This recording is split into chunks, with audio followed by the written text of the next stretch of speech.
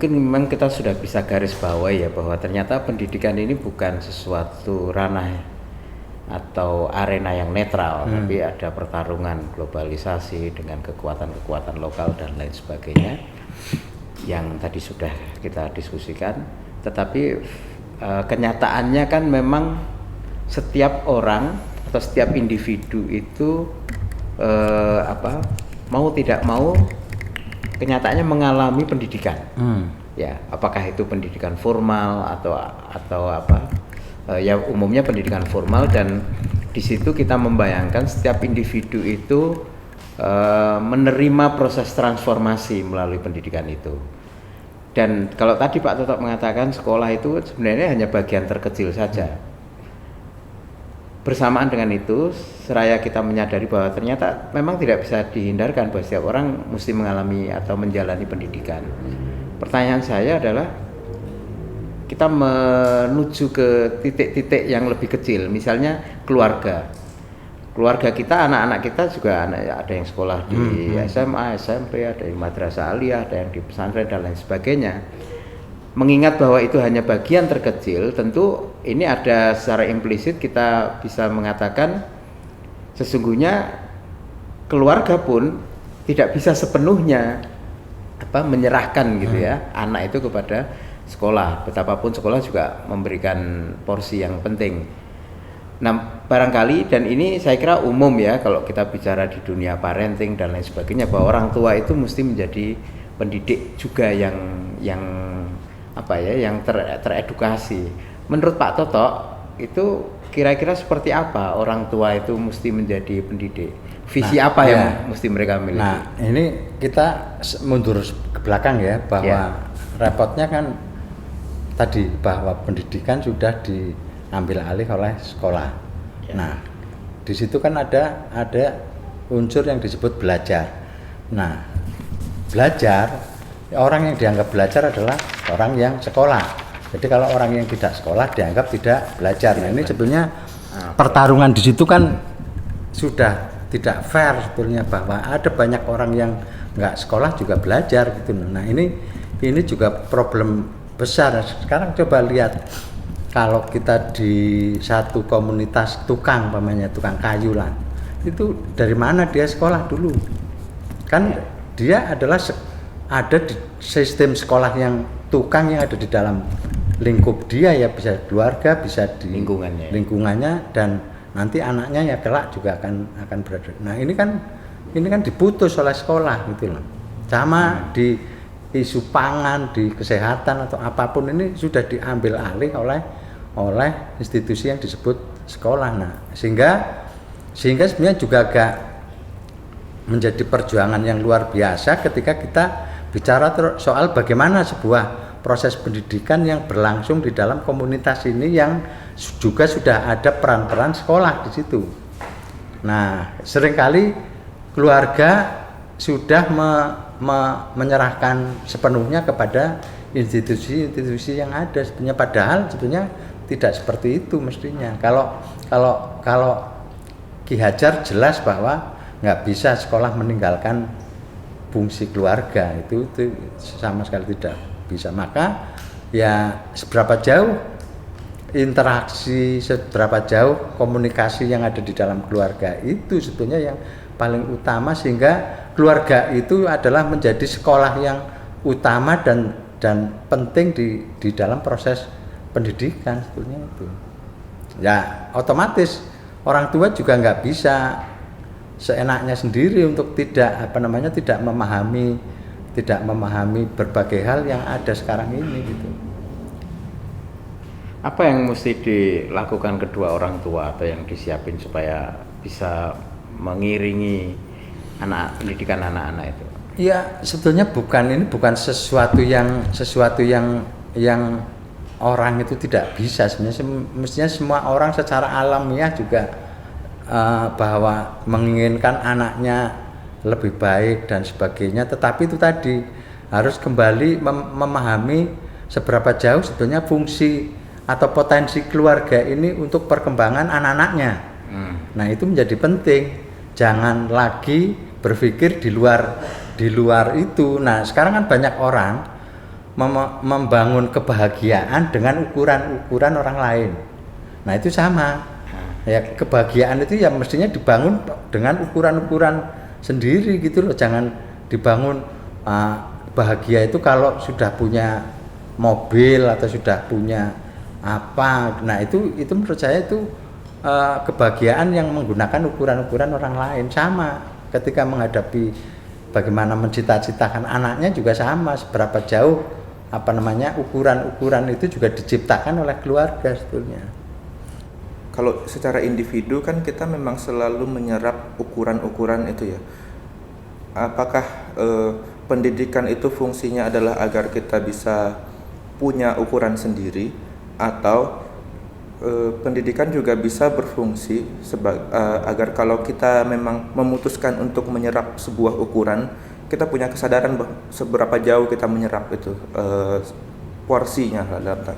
Nah, ketika ngomong ukuran berarti ketika manusia itu sudah punya pemikiran bahwa saya harus punya ukuran-ukuran, itu artinya dia sudah menyadari kondisinya yang ada. Pertanyaannya apakah orang itu sudah menyadari untuk menciptakan ukuran-ukuran sendiri? Nah, itu fungsi pendidikan. Apa sih sebenarnya yang mau dibangun kita? Apa yang mau kita perjuangkan itu di situ. Nah, ketika bicara perjuangan kan di situ ada ukuran-ukuran gitu loh. Nah, itu menjadi penting gitu. Maka ada yang disebut metode yang paling demokratis itu apa yang disebut dialogis itu. Nah, dialogis itu kan syaratnya adalah ketika orang setara. Kalau nggak setara nggak bisa dialogis, pasti beda itu.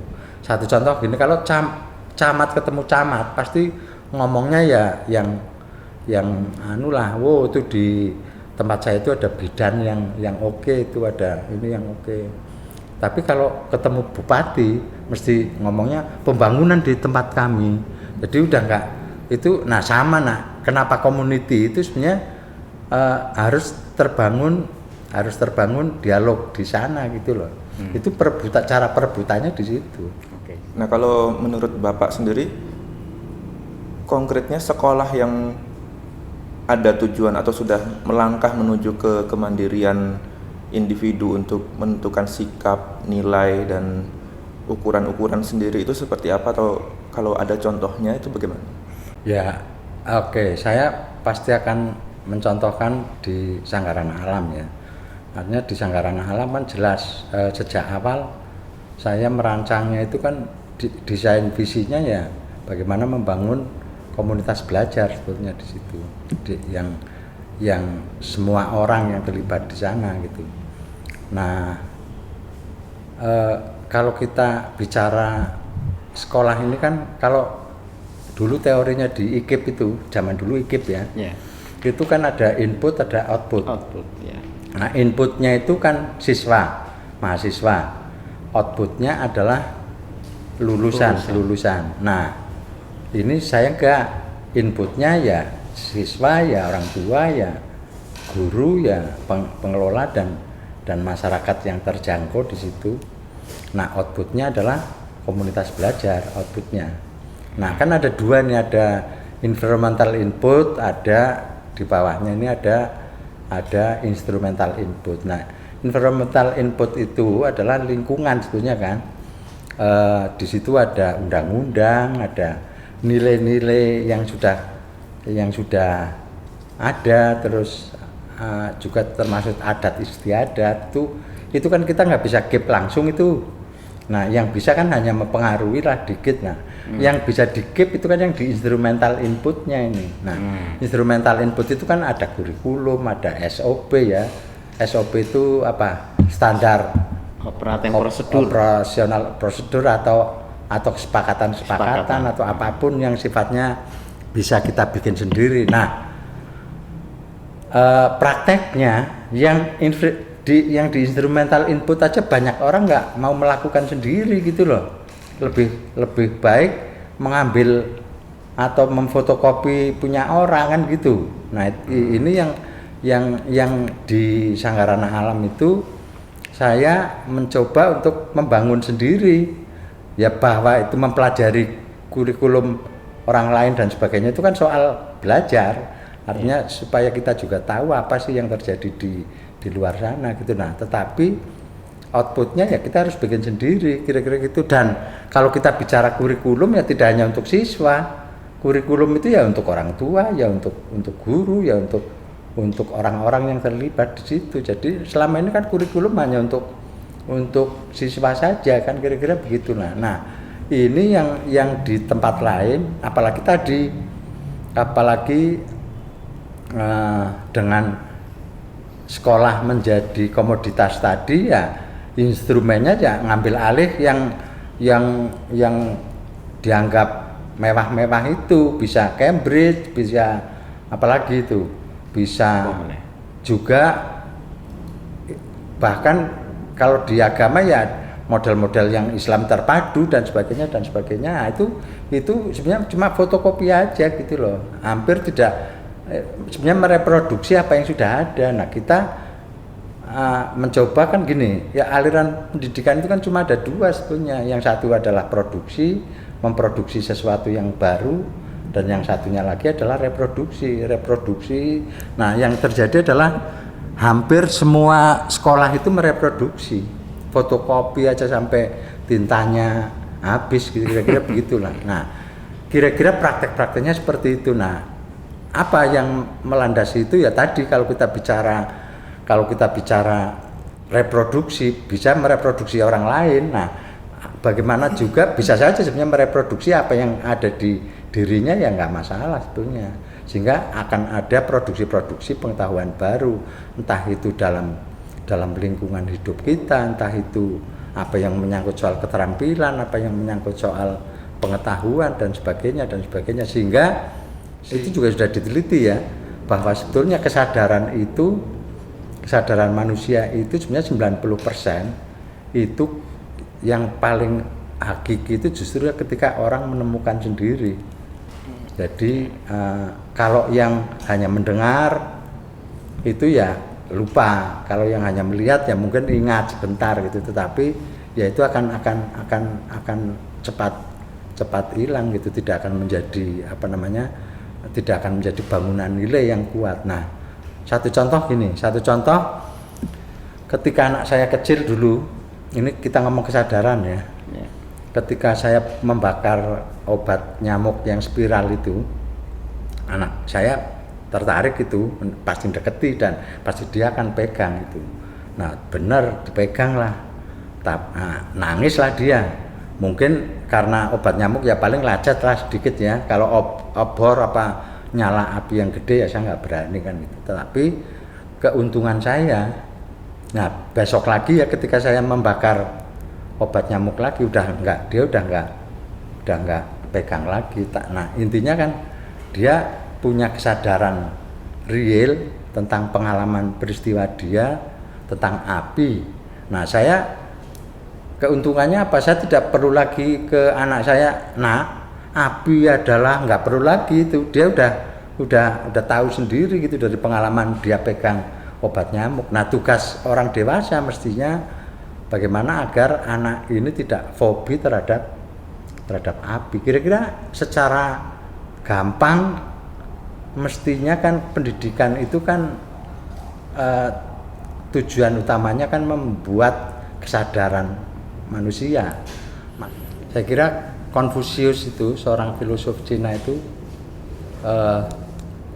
dia mengatakan, dan ini juga sudah diteliti juga ya, bahwa mendengar itu lupa, melihat ingat, mengalami paham, dan kalau menemukan sendiri itu akan menguasai. Jadi kira-kira pengetahuan atau kesadaran yang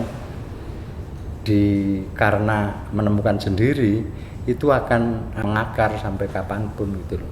Berbeda dengan hafalan, kira-kira begitu. Nah, sekolah itu lebih banyak praktek-praktek yang justru tidak apa yang dia alami, apa yang dia temukan sendiri, tetapi hanya menghafalkan sesuatu yang dia tidak mengalaminya.